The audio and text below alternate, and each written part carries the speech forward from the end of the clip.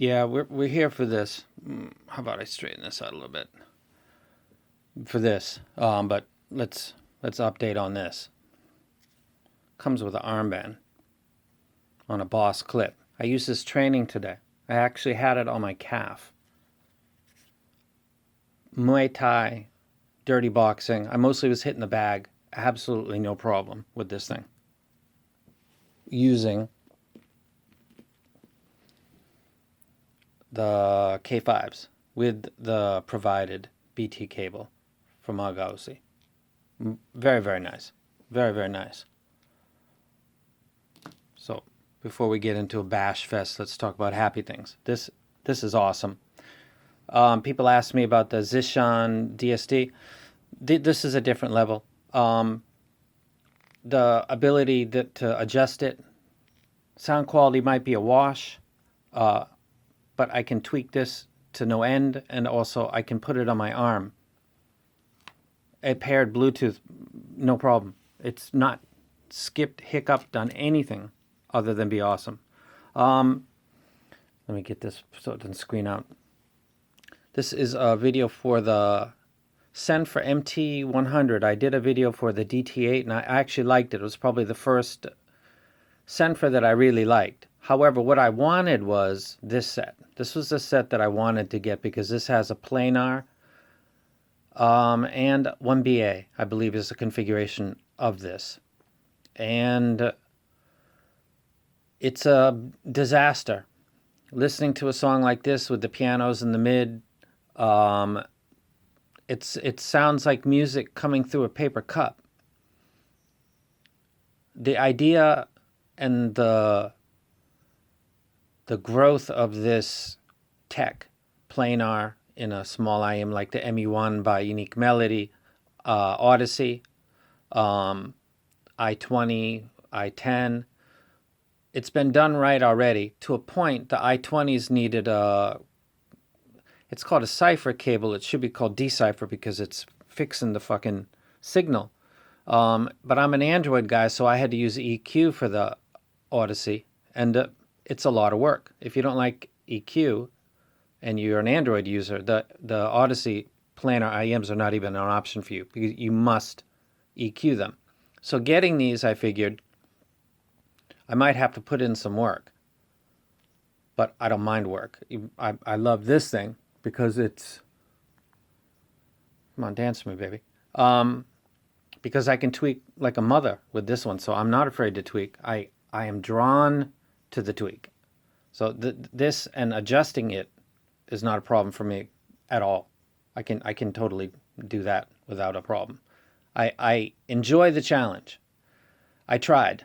And I finally tried with this one right here, and I tried to do EQs that are similar to the Odyssey because it's also planar, and there's a harmonic issue before the vocals. It's pretty common with planar over ears, in ears. It's the weak point of planars is that they have a harmonic issue, and it's usually associated with vocals. They're usually not really bassy, but you can bass them up, and treble is variable depending on the set, but always around 2 to 4K, there's either a massive bump, pre-harmonic, or a post or during that area cavity. And you've got to EQ for it, to compensate for it. And the correction software was in a little chip in the cipher cable for the Audis. Why am I talking about everything except this? Because this doesn't have a correction cable and it needs it. And using the EQs that I tried, which is a lot, and I got this just in time before I did this video, I couldn't do it. I could not make this sound good. I couldn't make the bass sound full, the mid sound proper, the treble sound good. This doesn't slam with bass. It doesn't sound... It is impossible to make this sound forward in the vocals because of the harmonic bloom that you get. I wanted this set to be good.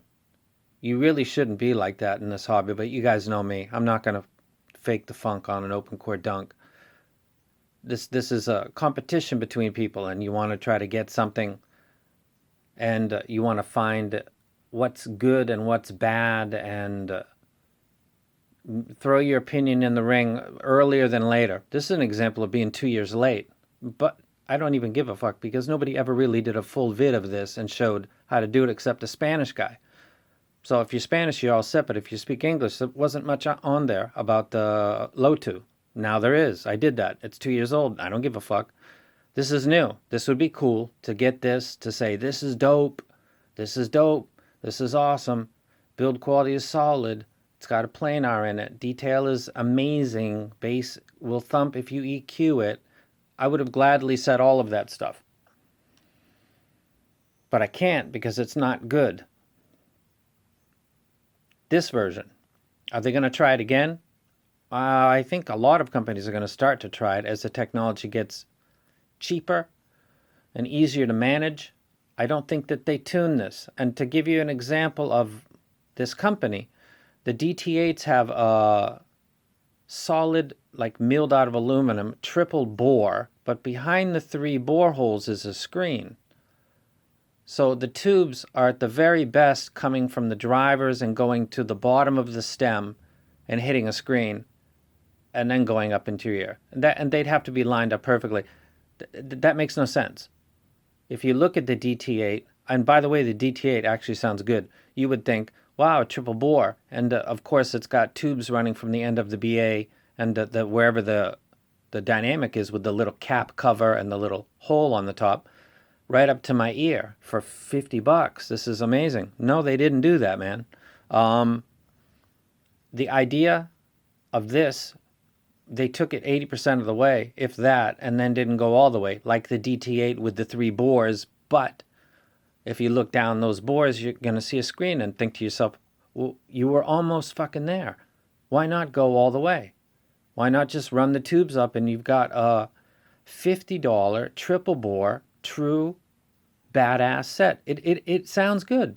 It would probably sound better if they'd gone the other 20%, but they didn't. And this is what it looks like when you go 80% of the way with a planar hybrid. Why is there a BA in this? I have no idea, because they couldn't get a certain amount of something out of just the planar. That might be likely. I don't know why you'd put a BA with this, because treble really wasn't an issue with the Odyssey or the Unique Melody. It was more of the late mids, early treble, where you'd have a giant cavity or a giant spike that you'd have to correct. So what is the BA doing?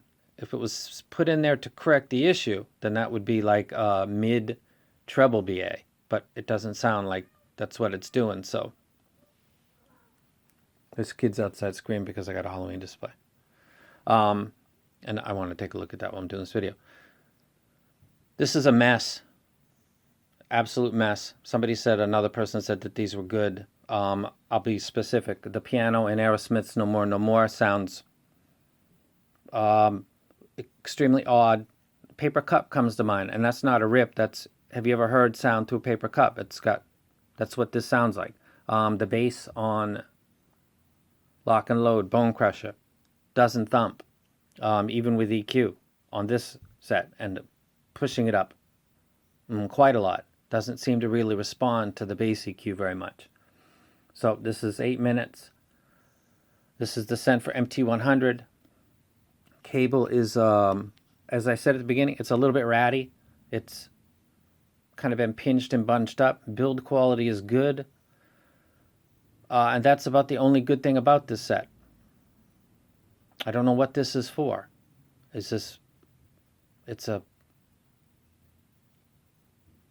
If it were another company, I don't know, but since they're going to take a triple bore and not actually run the tubes all the way up to the bore, maybe this has no purpose other than looking like an open back.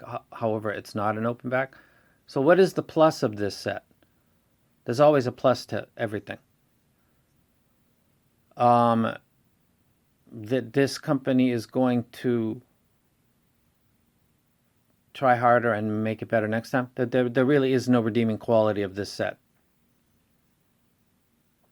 I wanted this. If you could see my private messages, I was trying to get this. I wanted this. I was wondering why no one had done any videos about it. No one had really talked about it. It's one of the first. There are others now, so please don't leave a comment. There are others, but when this was announced, this was among the first budget planar IM. And I would think that this would garner more attention than what it seemed to get in the middle of September or late August, and didn't really get any. And everybody that's heard it, mostly, I gotta assume, is why this hasn't gotten that much attention. So I'm giving it a video because it, for lack of a better word, sucks. Waste of energy putting this together like this. And I saw the frequency response graph, and I was attracted to that because it's pretty flat, which is great because that means that when I EQ it, everything is going to be, I'm going to perceive it. If it's flat in the bass and I EQ the bass, I'm going to hear it because I'm coming from pretty much zero and I'm elevating, like the EX1000's, pretty flat bass region and mids. This doesn't do the same thing. Maybe if I put it on an amp and really cranked it and gave it a lot of power and EQ'd with power, maybe I would have different results. Not going to go that way. Somebody else can try that out. Using Astel and Kern and using a low tube, I couldn't get this to even sound good. So 11 minutes of soft trashing an item.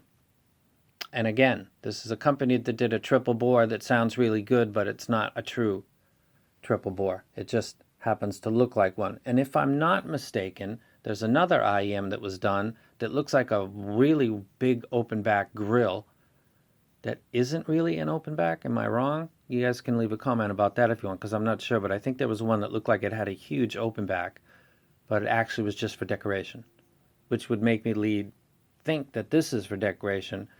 And I know that the triple bore is actually not running the tubes to the bore holes. There's a screen back there. Lazy, or I can't believe it's lack of talent, because I can't believe you can do this and not be talented to a certain extent. So it's got to be laziness to say, we'll just price it cheap and it'll sell. It will work on a better version and we'll charge more for it later. It's got to be it. I don't know how you develop or source out or buy in bulk a bunch of planar drivers, throw it with a BA, measure it flat. I don't even believe it. And it sounds like this. Stay away if you don't have a lot of money. This will make you sad. If you got a lot of money and you want to play around, try it out as an experiment. And if you get good results, please share. I'd be very interested. I was not able to do it. And I am a geek. I am quite the geek. I just was punching a heavy bag with a low 2 on my arm and K5s in my ear. I'm a geek, man. What is wrong with me? I wanted these to be good. They suck. This is good, though. Let's end on a happy note.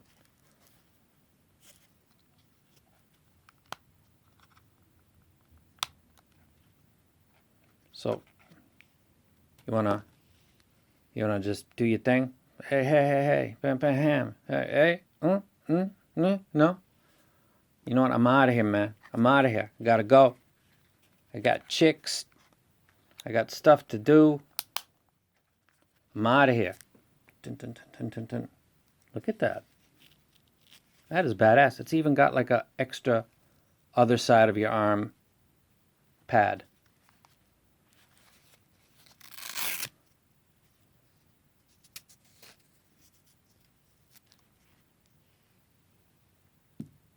I said yesterday I would take this over that if I had to get rid of one and they were both the same price. Day later, same thing. There is that holy shit, awesome, I feel so happy thing that influences what we say, but